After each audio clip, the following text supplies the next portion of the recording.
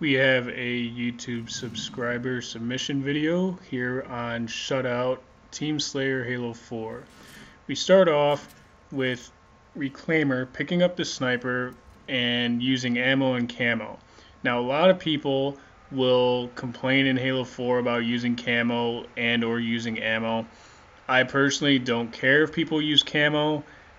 I personally have issues with all the kids that go into BTB and use stealth camo because they have no ability to straight up outshoot someone, so they go stealth to hide around a corner and try for a melee. Playing Slayer camo, especially when you're solo, which this is a random matchup, solo gameplay, I don't mind that. You're playing smart, playing safe, and controlling your own environment. Now, here I don't mind the first shot. It was a good shot, but here I don't personally recommend going for a second shot when you're playing kids like this that are relatively unaware of exactly how to play Halo 4.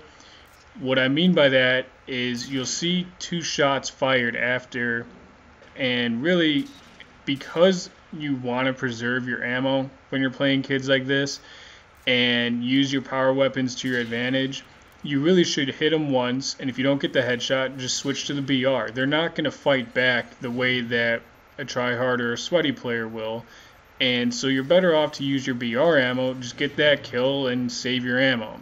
Your camo, they don't even know you're there, just switch to the BR, get the kill, and move on. Now, there are some shots this game that are very good shots, and there are some shots this game that it kind of makes me feel like this was a warm-up game. Maybe I'm wrong, but that's the way it feels. And to that note, I say steady your aim. Okay, this is a game that you need to realize is for practice. I like the movement here because there's too many people on radar to sit there and challenge in a solo. That would have been a good stick to have nailed, but oh well. But I like the movement because when you are solo in matchmaking, whether it's Halo 2, 3, 4, Reach, 5, doesn't matter. When you feel that you're about to be overrun and your job for yourself is to play for yourself and not try to make up for all the bad kids on your team, then you want to stay alive because every death you have accounts to the team's score, the enemy team. What that simply means is that if you die, you're losing a power weapon, you're losing position, your teammates aren't going to be able to make up for anything that you don't do, so rely on yourself and stay alive. And being able to stay up high as opposed to so many players that go down low gives you the advantage the whole time, so it's good movement. And here's what I was talking about. You see some really good shots coming out of this sniper here when it's nice and steady. Some of them are quick shots, which is perfectly fine. That's good. But you're going to see some shots coming up that even when they're nice and steady, they're just, I don't know if you overthink them. I don't know if you're just getting anxious or what the case is. I'm not sure. I'm not in your shoes. But shots like that on the elbow are nice, clean, steady shots. That's how you should be sniping, is nice and steady, planning your shots. Sometimes you don't always have 50 seconds to take a shot, but that's where practice comes in. Now, what Reclaimur just did there that a lot of people are maybe asking about is he emptied out the sniper on top mid and picked up the mauler. The reason for that is because he's using ammo perk. With ammo perk, when you're using ammo and your gun is running out like a sniper, if you drop for another weapon and pick up a respawn such as a sniper, such as rockets, any weapon that's on respawn, you will get the ammo boost. If you pick it up again without having a new fresh weapon to swap out, then you won't get the ammo perk, so you're basically left with the standard ammo, which defeats the purpose of having the perk in the first place. And right there is kind of what I was saying, where I feel that first shot could have been a relatively easy headshot, and even if it's not down there at sword, I would still switch to the BR. I wouldn't waste another sniper shot if the game is nice and steady and slow paced like this. There I simply would say, hey, practice your nade angles, step into it and it'll go a little bit further. But when you hit a body shot and you're playing with a team, a quality team, then let them finish your shot, or take the second shot with the sniper if no one can get there, because you're in a scenario with a quality team where someone can cover your shot, or you quite simply need to make sure that that person is dead. Now, again, the shot on top mid, I'm not sure if that's just trying to be too excited, trying to make a practice shot, but I kind of feel like that shouldn't have been a missed shot.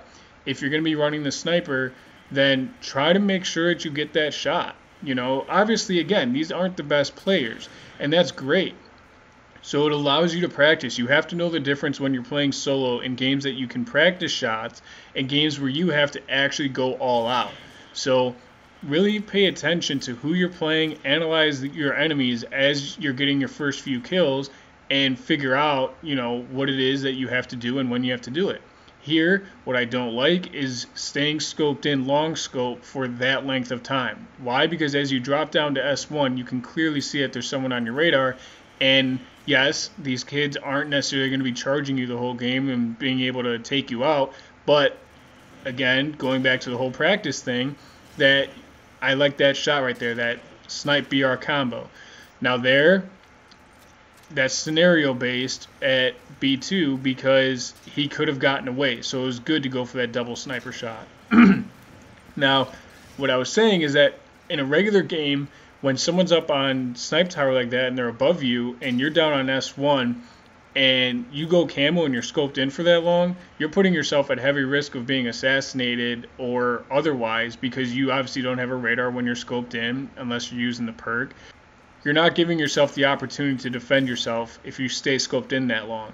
So if you're gonna long scope, I know the guy was down there at B1, but if you're gonna long scope, then do it with proper timing. Do it with proper awareness. Don't just scope in and assume nothing's gonna happen. That's just a good thing to practice for everyone.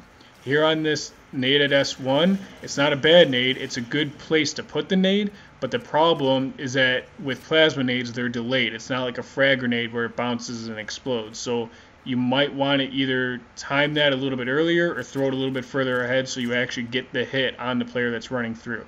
Again, there you see the weapon swap so that you get Reclaimur gets the full perk of the ammo boost.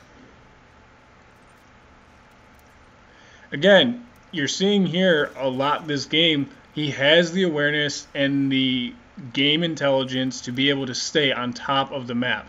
Now, when you're playing random people and not so great kids, you're going to see most of the gameplay on maps like this played at the bottom of the map, and it gets very annoying. However, Reclaimur's doing a great job of being able to shift around the map and find bodies, find heads, and be able to keep his score, staying alive, and being able to help his teammates at certain points in time. I really want to point out this shot that he makes up here at Snipe 3, because that goes back to what I was talking about, where some shots just really confuse me this match, because there's 2-3 shots of someone standing still missed, and then there's amazing shots just like this one right there. I love making shots like that. I do it all day, every time I play, and those are the ones that really get you hyped up, both as an individual and if you're playing with a team, can really get your team hyped up. Because if you're playing with a team, that allows you to take out a power position at Snipe 3, maintain your position, maintain control of the power weapons, and it's just a really skilled shot to make. And then see their shots like that. So good game overall. You know, not a whole lot to review. I will say, again, obviously not the best enemies in the world, so I would have personally used this game for a little bit of practice, whether it's aggression, whether it's close range, whether it's practicing the steadiness of those shots, however you want to do it.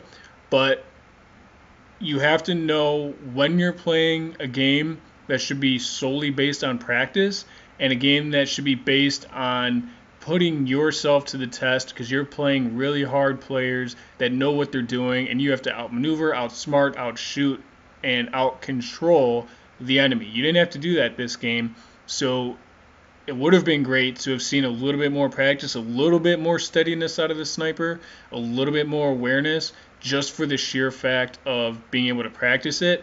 But overall, it was a good game, and I liked the movement. I liked most of the shots. Just a few minor things to work on. The double shotting with the sniper when it's unnecessary, the steadiness of the sniper, the grenade timing, and possibly the timing of the sniper, just because when you were on top mid picking up the bolt shot, you set up on S3 and waited for about a good 30 seconds or more for the sniper to spawn. And during that time, you possibly could have used those 2 sniper shots instead of wasting them and then waiting 30 seconds. So definitely something to consider. Overall, good job.